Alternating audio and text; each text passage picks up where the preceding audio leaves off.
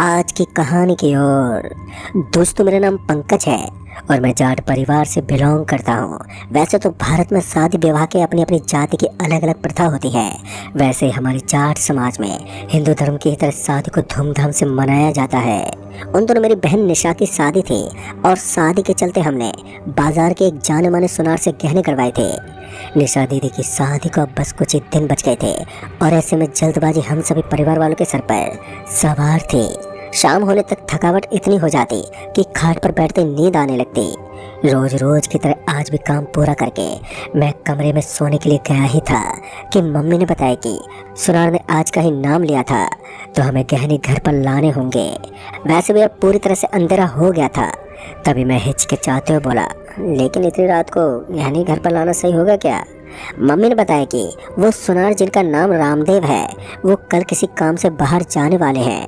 आज रात उनकी टिकट है और फिर वो एयरपोर्ट पर पहुंच जाएंगे, तो हमें किसी भी हालत में आज रात को ही गहनों को घर पर लाना होगा। इसलिए अब मम्मी के बात को टालना भी सही नहीं था। तो मैं अपने बड़े जीजा जी को अपने साथ लेकर घर से निकल गया और हमने इस बात की भनक किसी को नहीं दी। बाजार पहुंचते पहुंचते लगभग 1 घंटा लग गया। ऊपर से बाजार का ये ट्रैफिक हमें बहुत थका रहा था। किसी तरह हम लोग उस सुनार की दुकान पर पहुंच ही गए। शादी के गहने का पेमेंट वगैरह पहले ही हो चुका था, तो हमें पूरे सामान को घर लेकर ही निकलना था। लेकिन उस सुनार साहब से मेरे को ज़्यादा ही बनती थी, तो उन्होंने बिना पूछे चाय ऑर्डर कर दी और चाय की चुस्कियाँ लेते हुए हम आपस में गप्पे लड़ाने लगे। लगभग आधा घंटा बीतने के बाद मुझे महसूस हुआ कि मुझे घर भी लौटना है। ऊपर से जीजा जी फ़ोन पर टिकटिकी लगाए बैठे थे। आखिर में मैंने ही सुनार साहब से कहा, अच्छा भैया जी अब चलते हैं। वैसे भी पहले से काफ़ी लेट हो चुके हैं, आपको भी निकलना है तो हमें भी निकलना चाहिए। हमें उस दुकान से निकलते निकलते बहुत लेट हो गया था, लेकिन फिर मैंने अपने बड़े जीजा जी का हाथ पकड़ा और पकड़कर उन्हें गाड़ी के पास ले आया। वो तो अभी भी फ़ोन में घुसे पड़े थे। तभी मैंने जीजा जी से कहा, अरे जीजा जी वो मेरा सर दर्द कर रहा है, तो आप गाड़ी ड्राइव करिए। जीजा जी को मैंने बहुत मुश्किल से मनाया और उसके बाद हम बाजार से निकल पड़े। रात काफ़ी हो गई थी, तो सड़क पर इतना ज़्यादा ट्रैफिक नहीं था और गाड़ी बड़े आराम से सड़क को क्लोज कर रही थी। हमने बाजार को पार किया और नेशनल हाईवे पर पहुंचे तो हमने देखा कि नेशनल हाईवे पर ट्रक ज़्यादा चल रहे थे। छोटी मोटी गाड़ियों का आगमन काफ़ी कम था। हमारे घर उस शहर से लगभग 54 किलोमीटर आगे पड़ता था और ऊपर से मेरे जीजा जी गाड़ी को बहुत ज़्यादा धीरे ही चलाते थे, तो मैं बोर होने लगता। लेकिन एक तरफ मेरा सर फट रहा था, तो गाड़ी चलाना भी मेरे बस की बात नहीं थी। सड़क के किनारे जहाँ फ्लैट थे वहाँ काफ़ी फैक्ट्रियाँ बनी हुई थी। मैं और जीजा जी सबसे डरावनी जगह पर पहुँचे, जिसे अंधेरी चौक भी कहा जाता था। पता नहीं क्यों, लेकिन लोग उस जगह पर जाने से डर जाते थे। तभी जीजा जी को सड़क के बीच में कुछ दिखा। गाड़ी की हेडलाइट की रोशनी में सड़क पर कुछ था जो चमक रहा था। उसमें चमक इतनी ज़्यादा थी कि उसकी रोशनी से मेरी आंखें भी बंद होने लगी, क्योंकि उसकी लाइट सीधे मेरे आंख में घुस रही थी। तो मैंने अपनी आंख बंद कर ली तो जीजा जी ने गाड़ी थाम दी। गाड़ी का ब्रेक लगा और तब जाकर मैंने अपनी आंखें खोली तो मैंने देखा कि मेरे जीजा जी गाड़ी से नीचे उतर गए थे और वो उस रोशनी की ओर बढ़ चले जो सड़क पर चमक रही थी। इससे पहले कि मैं कुछ कर पाता, जीजाजी ने उस चीज़ को एकदम से अपने हाथ में पकड़ लिया। मैं भी गाड़ी से उतर गया और जब मैंने जीजाजी के हाथ में उसको देखा तो मैं भी डर गया। वो कोई अजीब सी चीज़ थी जिसके ऊपर एक हीरा लगा हुआ था और हमारी गाड़ी की रोशनी उसी से टकरा रही थी। हालांकि वो कोई नकली हीरा ही था।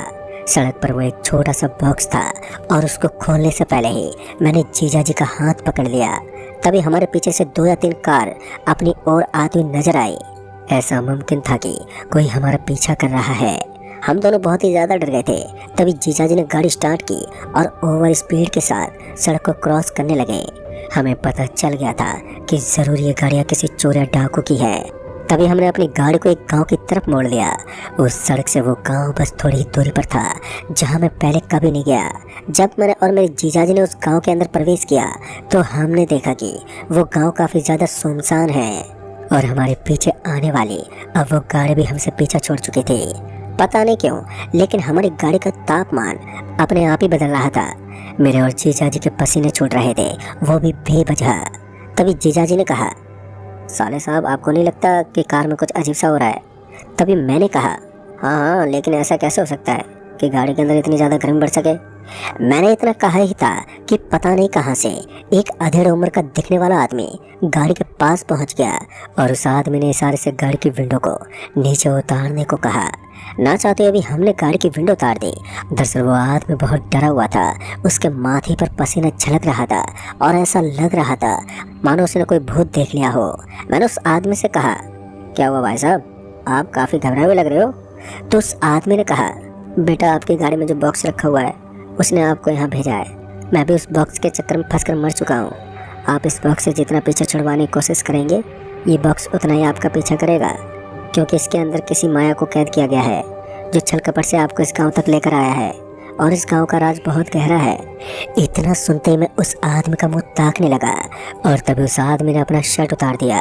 दरअसल उस आदमी का धड़ 3 भागों में बटा हुआ था, जिसे देखकर मैं और मेरे जीजाजी अंदर तक कांप गए।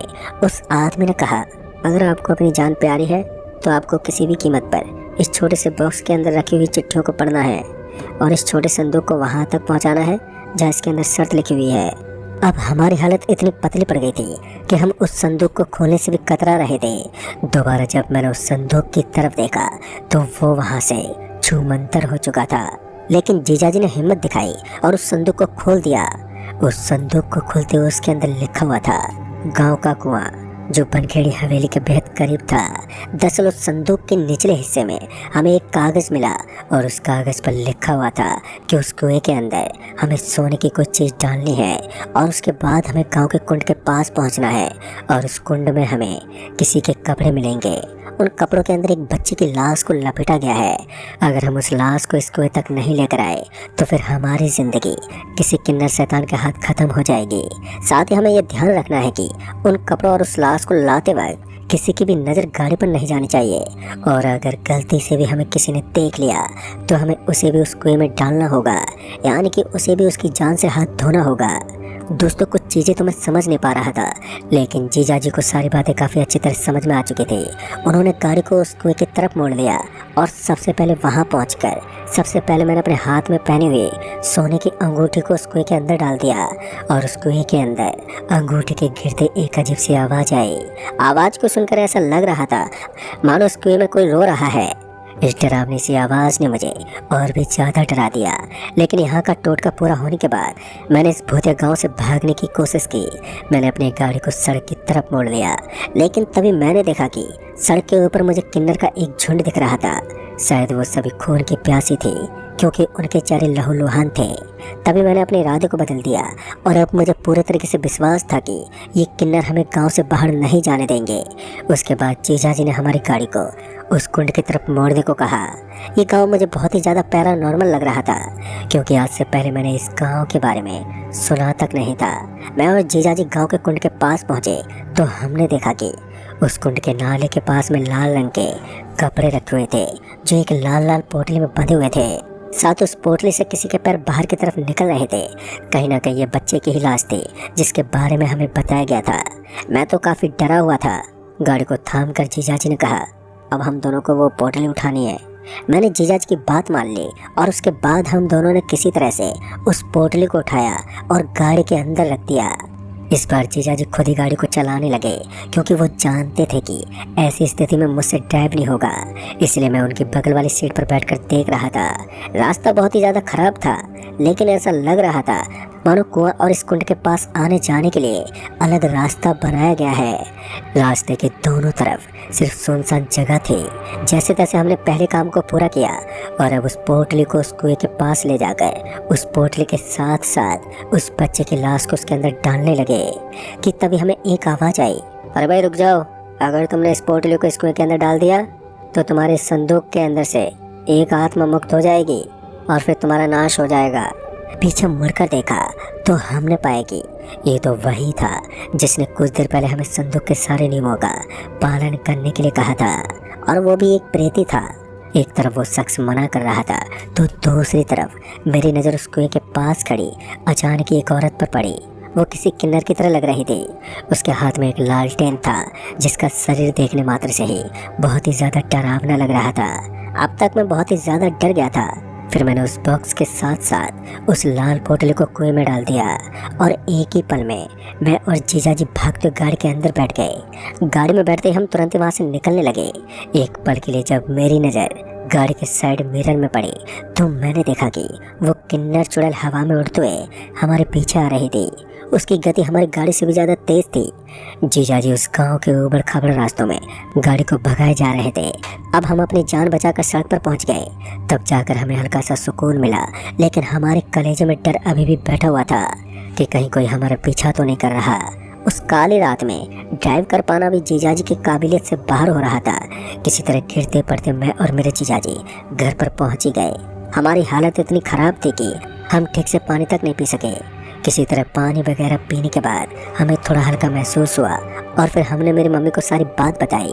मेरी बात सुनकर मम्मी भी घबरा गई। एक अच्छी बात तो ये थी कि हम जिस चीज़ को लाने के लिए गए थे वो सही सलामत थी, जिसे देखकर हमें काफ़ी अच्छा लगा। उसके बाद उसी रात मैं और जीजाजी बीमार हो गए। पता नहीं क्यों, लेकिन कभी हमारे बदन पर बुखार चढ़ जाता तो कभी हम हल्का महसूस करने लगते। उसके बाद पापा जी को जब इस बात के बारे में पता चला तो उन्होंने हमें एक पुजारी के पास भेज दिया। गांव के पुजारी ने मेरे को और जीजाजी की कलाई पर एक ताबीज़ बांध दिया और तब कहीं जाकर हम दोनों की हालत में सुधार आया। और उसके बाद उस पुजारी ने बताया कि उस सड़क पर एक किन्नर भीख मांगता था, लेकिन एक दिन किसी गाड़ी वाले ने उस किन्नर को सोने का हार का लालच देकर उसे बेवजह ही मार दिया। और उसके बाद बगल वाले गांव में उसकी बॉडी को उसके कपड़े समेत उस गांव में दफना दिया। और तभी से उस सड़क पर एक दहशत की शुरुआत हुई। एक दिन वहीं से गुजरने वाले एक परिवार को भी मौत के घाट उतारा गया। उसमें एक बच्चा और एक आदमी शामिल था। उस आदमी को भी कुछ ऐसा ही बॉक्स मिला था। दोस्तों, उस दिन के बाद उस आदमी की अच्छी आत्मा लोगों को बचाने की कोशिश करती है। वो तो अच्छा था कि मैंने बॉक्स को उस पोटली के साथ उसको उस कुएं के अंदर ही डाल दिया, वरना अब तक तो मैं और जीजाजी मर चुके होते। तो दोस्तों, इस कहानी में बस इतना ही। कहानी